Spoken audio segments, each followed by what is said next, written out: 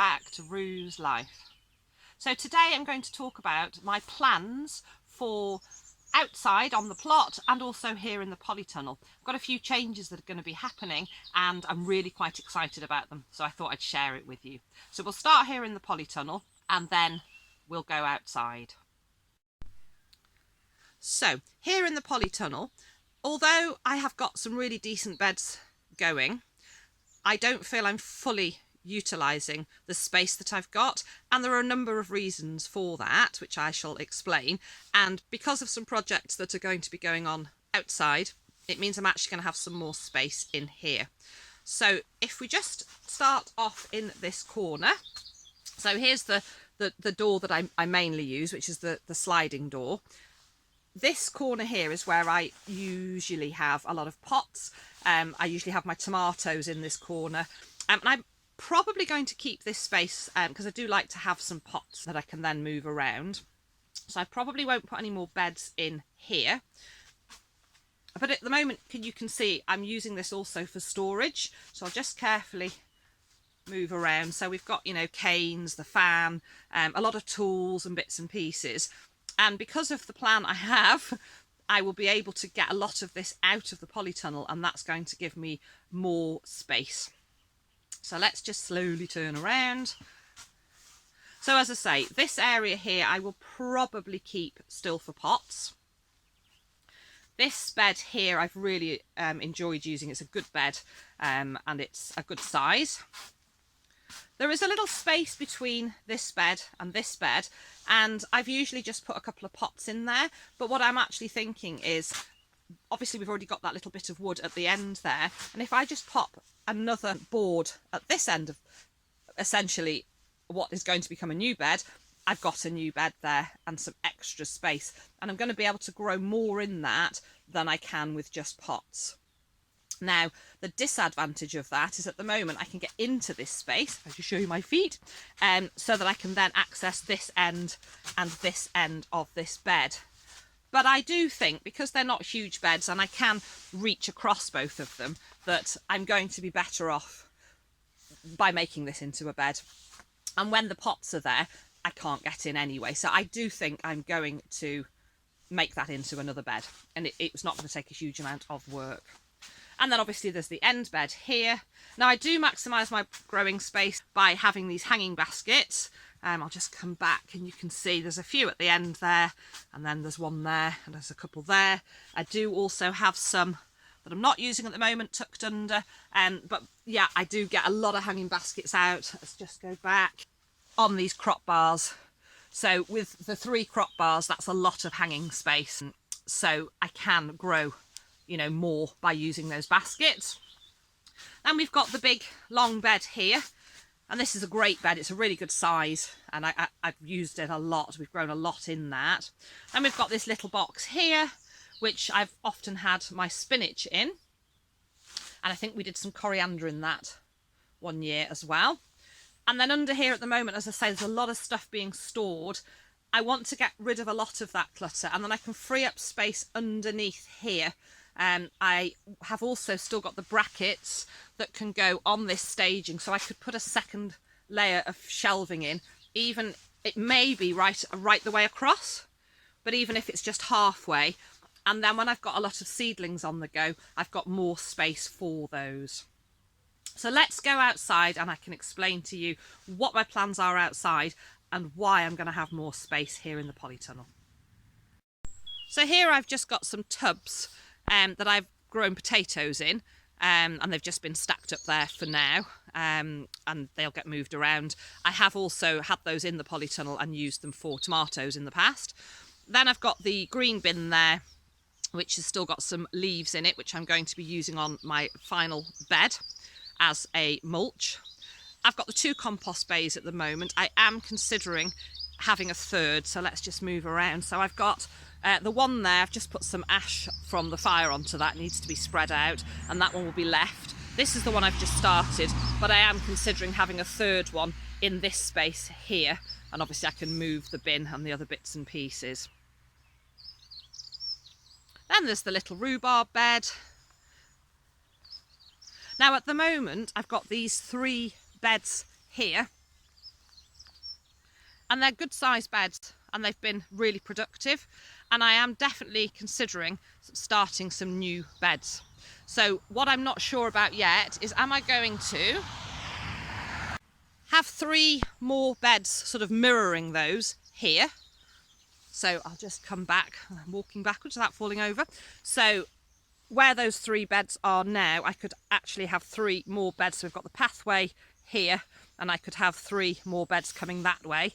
I'm definitely thinking about doing that, and I'll do it in the same way. So I'll lay down plenty of suppressant here with a tarpaulin over the top. Now, to create these beds, that took some months to do that, because I really wanted to suppress this grass and the weeds, and it's been really successful. So if I want to do that, I'm going to have to think about getting that suppressant down, but it'll be quite some time, so I probably wouldn't be growing in those beds until next season. Let's just go across here. Here we've got the pathway ends here, and then we've got this gap, and then you can see where I've put these logs. From the logs back is where we're going to have the wildflower meadow, which I have talked about previously, and we did have a couple of unsuccessful attempts, but we do have a plan this year, and I'm really hoping it's going to work. So that whole area is going to be wildflower meadow, and I'm really looking forward to that. But then we've got this sort of space here. So if I just come back, I could actually get either one big bed or a couple of smaller beds. Obviously they would be a different size and shape, but it's just wasted space at the moment, and you can see how the grass continuously encroaches onto this path. So keeping this path and these logs as edges, I could put, there's actually a piece of scaffold board here which I'm standing on, so obviously that would have to move. So I could put a bed there and then another, so essentially I could get 2 beds in here. I would continue this pathway out, and then the path, let me turn around, all this green grassy area here I want to make into a bark path, because it's just wasted space and I just end up strimming it. So it would just be great, and it gets muddy, it would be great to make that into a pathway. So all of this would become bark path, and also down the side here I just want to get that barked over, just so we don't have to keep coming around with the strimmer. So I will put some weed suppressant membrane down and cover it with bark. Now the next big plan is going to be where this water, well, it's not a water butt, it's a bin, but I use it for catching rainwater. I have managed to get a second-hand garden shed, which is currently in storage on the farm, but I want to get that up this season. So that's the reason I'm going to have more space in the polytunnel. So I think it's roughly a 6x6 base, and it's about 7 or 8 feet tall at its highest point, and it's got a little window in it, and that would just be a great space for me. I can store things in it, I can get a chair in there, I can get my seed tins in there, some of my books, so really have a nice little space. Yes, I'm very fortunate, you can see the distance from where the polytunnel is to where the house is. I only have to walk across, but sometimes it's nice to come out and spend the day here and not have to keep pootling backwards and forward for bits and bobs. So it'd just be, yeah, really nice to have that shed up and to have more storage space. So I'm really quite excited about the progression of my plot. So how this all evolved in the first instance, when we moved to the farm, I wanted a polytunnel. My sister had one. Every time I went, I had proper polytunnel envy, and that was my plan, was to get a polytunnel up. And my original plan was just to grow in the polytunnel. And how those outside beds evolved was that when we put the polytunnel up, we used the trench method. So this behind me here is where those outdoor beds are. So when we originally dug the trenches, we actually put a tarpaulin down and dug the trench soil out onto the tarpaulin. And then, life being what it is, we got the polytunnel up, and we didn't actually backfill those trenches for quite some time. So for about 6 months, we had a tarpaulin that was covered with soil. When I finally got round to putting that soil into the trenches and lifted the tarpaulin, essentially I'd actually made myself a bed without even realising it. We had a perfectly sort of bed-sized oblong, which is the very first bed, the one nearest the polytunnel, it was just lovely soil. And I've done a no-dig from that phase on. I've continued with that bed. And then I progressed by doing the same. I thought, well, this works. So I did the same again, laid down some suppressant, I put some cardboard down, and then I put the tarpaulin over the top to create those second beds. And it's kind of evolved from there. And I've just loved the growing so much. And any of you that are growers and gardeners will know you never have enough space. One of the other things I'd really like to do, and we will be doing at some point in the future, is to get a cage, so for fruit or brassicas. I've been really unsuccessful with brassicas in the past. I find this whole putting nets over things a real pain in the butt, if I'm honest with you, partly because I do struggle with my back, so sort of messing about, pulling nets on and off.